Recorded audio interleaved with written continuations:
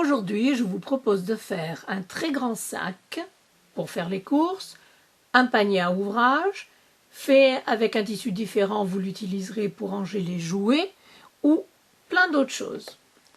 Il fait 58 cm de long en ce qui concerne la partie supérieure du sac, 34 cm de haut, 18 cm de profondeur. Voici le dos. J'ai utilisé plusieurs tissus pour le faire, mais vous pouvez le faire en un seul morceau. Le sac est entièrement doublé, sans aucune couture apparente à l'intérieur.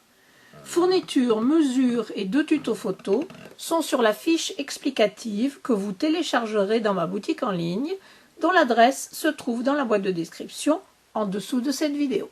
Aussi sur la fiche, mesures, conseils et tutos photos pour faire ce modèle qui est un peu plus petit, 36 cm de long à la base, 14 cm de profondeur, en ce qui concerne la hauteur, 25 cm sur les bords et 40 cm au niveau de l'anse.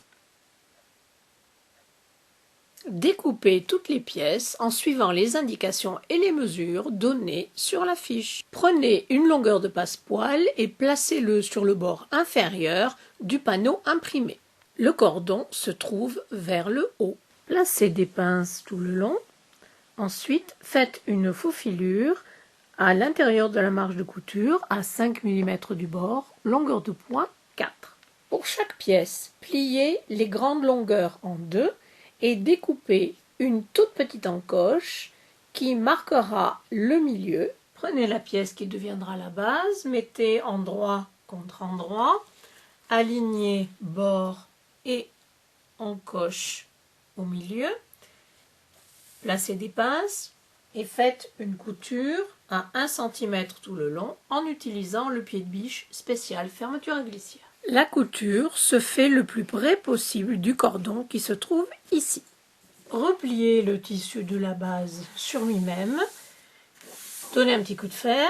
Ensuite, faites une surpiqûre à 5 mm du bord, longueur de point 3 ou 3,5 selon l'épaisseur des tissus. La fiche sera accompagnée d'un tuto photo dans lequel je vous montre en détail avec des gros plans comment coudre un passepoil. Avant de rajouter la pièce qui formera le haut du sac et l'anse, vous pouvez, si vous avez envie, rajouter un passepoil. Je ne vais pas le faire, donc placez endroit contre endroit, faites coïncider les bords et les encoches, mettez des épingles ou des pinces et faites la couture. Comme tout à l'heure, repliez la bande sur elle-même, donnez un bon coup de fer et faites une surpiqûre tout le long à 5 mm du bord, longueur de point 3. Égalisez les côtés verticaux pour avoir de belles lignes droites.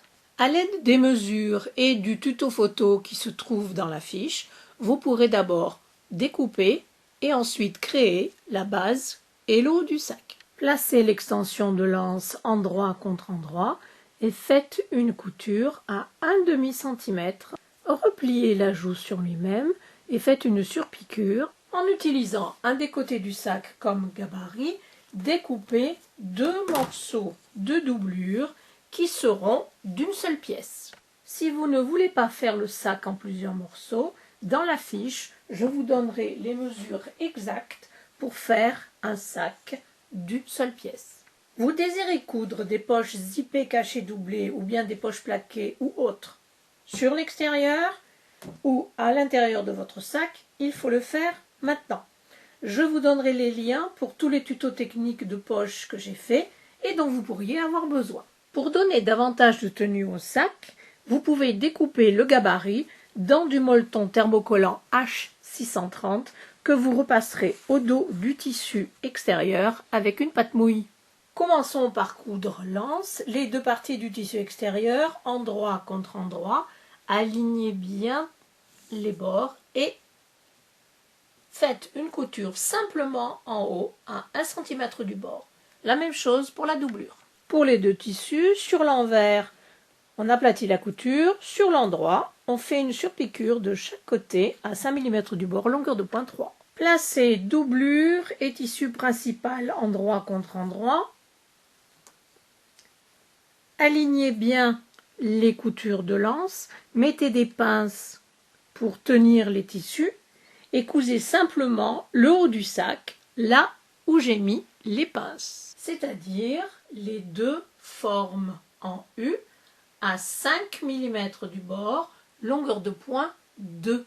Crantez dans les courbes, passez la main à travers l'anse et de l'autre côté, commencez par le tissu extérieur qui est un peu plus épais et ensuite vous tirerez la doublure qui vient beaucoup plus facilement. Comme ceci. Aplatissez les coutures, donnez un coup de fer tout autour.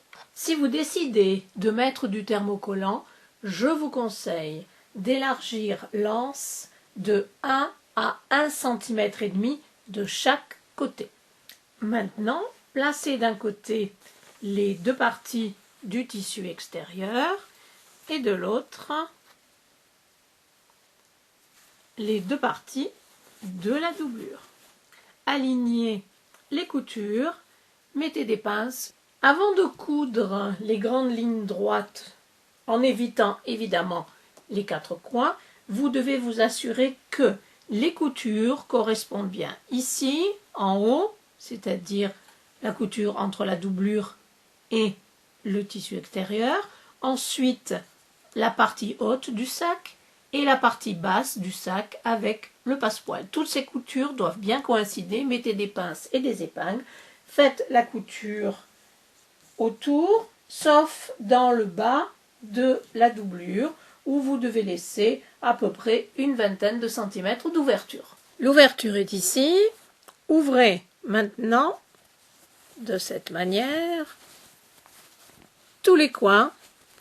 Aplatissez les coutures d'un côté et de l'autre et faites-les correspondre. Mettez une épingle. Faites correspondre un coin de la doublure avec son coin équivalent dans le tissu extérieur. Alignez les deux coins. Faites coïncider les coutures ici. Mettez des pinces ou des épingles et faites une couture à 1 cm tout le long. Vérifiez bien que vous n'avez pas laissé d'épingle à l'intérieur. J'utilise toujours cette technique pour coudre les coins ensemble.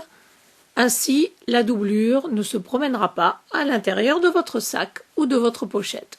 Maintenant, par l'ouverture, cherchez l'anse, attrapez-la et retournez le sac sur l'endroit. Le sac se trouve sur le côté doublure. Tirez de chaque côté de l'ouverture. Les bords se rapprochent naturellement. Mettez des épingles avant la couture que je préfère faire à la main. Ce point s'appelle le point d'échelle. Voilà le résultat. C'est une couture nette et très plate. J'ai fait un tuto technique à ce sujet. Le lien vous sera donné. Retournez le sac sur l'endroit et faites bien ressortir les coins. Ce sac est maintenant fini. J'espère que cette vidéo vous a plu et je vous dis à bientôt. Au revoir.